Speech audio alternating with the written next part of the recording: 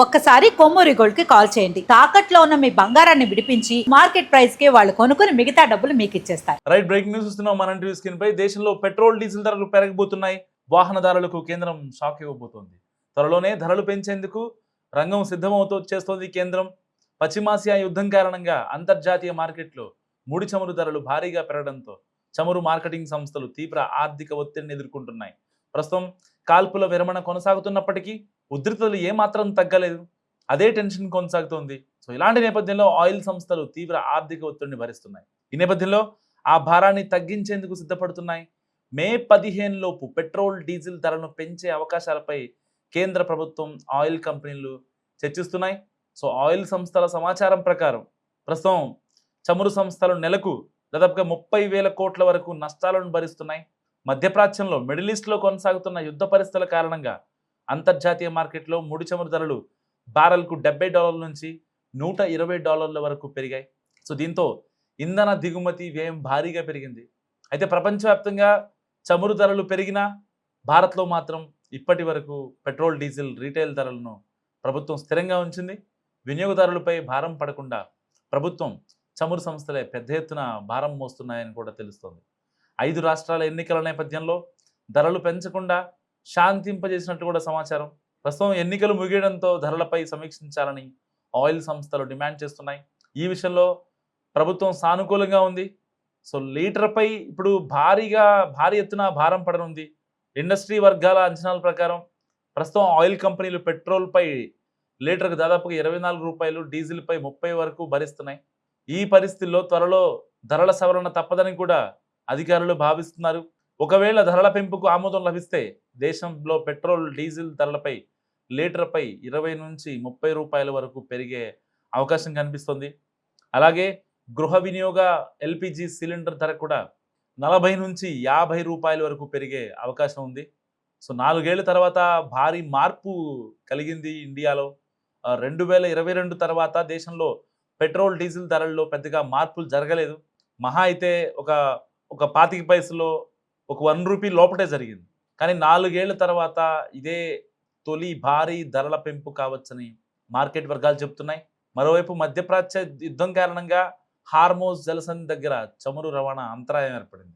ప్రపంచ చమురు సరఫరాలో దాదాపుగా 20% ఈ మార్గం ద్వారానే జరుగుతోంది. దీంతో ప్రపంచవ్యాప్తంగా ఇంధన సంక్షోభం పరిస్థితులు ఏర్పడ్డాయి. సంక్షోభ పరిస్థితుల్లో భారత్ పలు కీలక చర్యలు తీసుకున్నది. సో దేశీయ ఎల్పిజి ఉత్పత్తిని రోజుకు 36,000 టన్నుల నుంచి 54,000 టన్నులకు పెంచారు. అలాగే పెట్రోల్ డీజిల్పై ఎక్సైజ్ సుంకాలను తగ్గించి వినియోగదారులకు కొంత ఉపశమనం కల్పించారు. సో అదేవిధంగా రష్యా, అమెరికా, పశ్చిమ ఆఫ్రికా వంటి దేశాల నుంచి భారీగా ముడి చమురు దిగుమతులను పెంచారు. దేశంలోని రిఫైనరీలు 100% పైగా సామర్థ్యంతో పనిచేస్తున్నాయి. ఇక పశ్చిమాసియా పరిస్థితులను కేంద్ర ప్రభుత్వం నిరంతరం పర్యవేక్షిస్తోంది. అధికారులు కూడా మానిటర్ చేసుకుంటున్నారు. సో చమురు సంస్థలపై ఆర్థిక భారం తగ్గించడంతో పాటు ధరల పెంపు వల్ల ద్రవ్యోల్బణం అదుపు తప్పకుండా చర్యలు తీసుకోవడంపై ప్రభుత్వం దృష్టి పెట్టింది. ఇక గత దశాబ్దంలో భారత్ ఇంధన రంగంలో మౌలిక వస్తువులను భారీగా విస్తరించింది. సో 2014తో పోలిస్తే ఎల్పిజి టెర్మినల్ సంఖ్య రెట్టింపైంది. అలాగే ముడి చమురు దిగుమతి దేశాల సంఖ్య 27 నుంచి 40కి పెరిగింది. ఎథనాల్ మిశ్రమం 1.5% నుంచి 20%కి చేరగా వ్యూహాత్మక చమురు నిల్వలను కూడా బలోపేతం చేస్తోంది. సో ఏదేమైనా వాహనదారులకు భారీ షాక్ తగిలినట్టే కనిపిస్తోంది. త్వరలోనే పెట్రోల్, డీజిల్, గ్యాస్ ధరలు భారీగా పెరగొచ్చని వార్తలు హల్చల్ చేస్తున్నాయి. ఇప్పటికే సోషల్ మీడియాలో దీన్నే కేంద్ర ప్రభుత్వం నిజం చేస్తోంది. ఆర్థిక భారాన్ని తగ్గించేందుకు ఆయిల్ సంస్థలు సన్నద్ధమవుతున్నాయి. మరి పెట్రోల్, డీజిల్ ధరలపై ఆల్మోస్ట్ 20 నుంచి 30 రూపాయలు, ఇటు గృహ వినియోగ ఎల్పిజికి 40 నుంచి 50 రూపాయలు పెరుగుదల స్పష్టంగా కనిపిస్తోంది.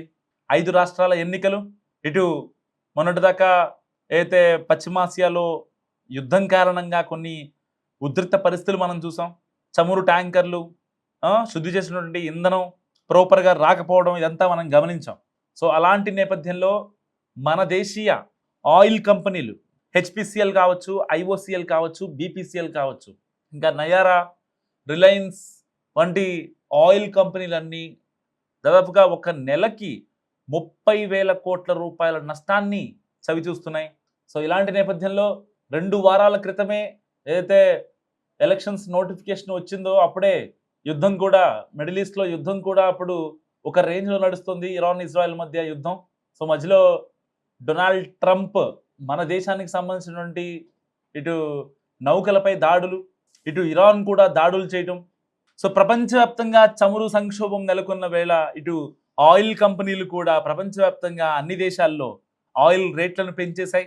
రిఫైనరీ సంస్థలు కావచ్చు, ఈ యొక్క ఆయిల్ పంపించే డిస్టిలరీస్ కావచ్చు, ఇవన్నీ కూడా దాదాపుగా సగానికి సగం పెంచేశాయి అన్ని దేశాల్లో.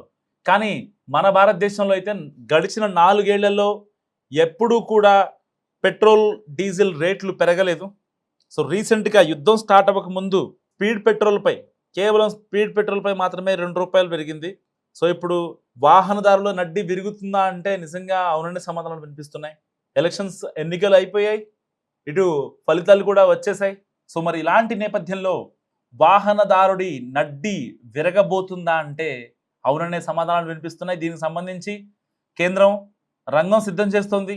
దశల వారీగా పెంచాలా, అయితే లీటర్ పెట్రోల్పై ₹20 దశల వారీగా పెంచాలా, డీజిల్పై దశల వారీగా పెంచాలా, 3 నెలల్లో ఒకసారి ₹15, ఒకసారి ₹15 పెంచి, సో మరీ ఒక్కసారిగా వాహనదారుల మీద అంత బర్డెన్ వేయటం అంటే మామూలు విషయం కాదు. మరి ఇలాంటి నేపథ్యంలో కేంద్ర ప్రభుత్వం ఏ నిర్ణయం తీసుకుంటుంది, మన దగ్గర ఎంత నిక్షేపాలు ఉన్నాయి, ఒకవేళ ఇంకా యుద్ధం కనుక కంటిన్యూ అవుతుంటే, ఆల్మోస్ట్ ఇప్పటికీ యుద్ధం కంటిన్యూ అవుతోంది, కానీ ఇంకా ఒకవేళ ఆ ఉద్రిక్త పరిస్థితులు కొనసాగుతుంటే ఏం చేయాలి, భారత్కి ఆ యొక్క చమురు ఇంకా ఆ యొక్క శుద్ధి చేసినటువంటి ఇంధనం భారత్కి ఎలా రావాలి అనే దానిపై కేంద్ర ప్రభుత్వ అధికారులు, విదేశాంగ అధికారులు సో ప్రత్యక్షంగా ఆ పరిస్థితుల్ని మానిటర్ చేస్తున్న పరిస్థితి. పెరుగుతున్న పెట్రోల్ డీజిల్ ధరల గురించి మీరేమనుకుంటున్నారో మస్తు కామెంట్ చేయండి.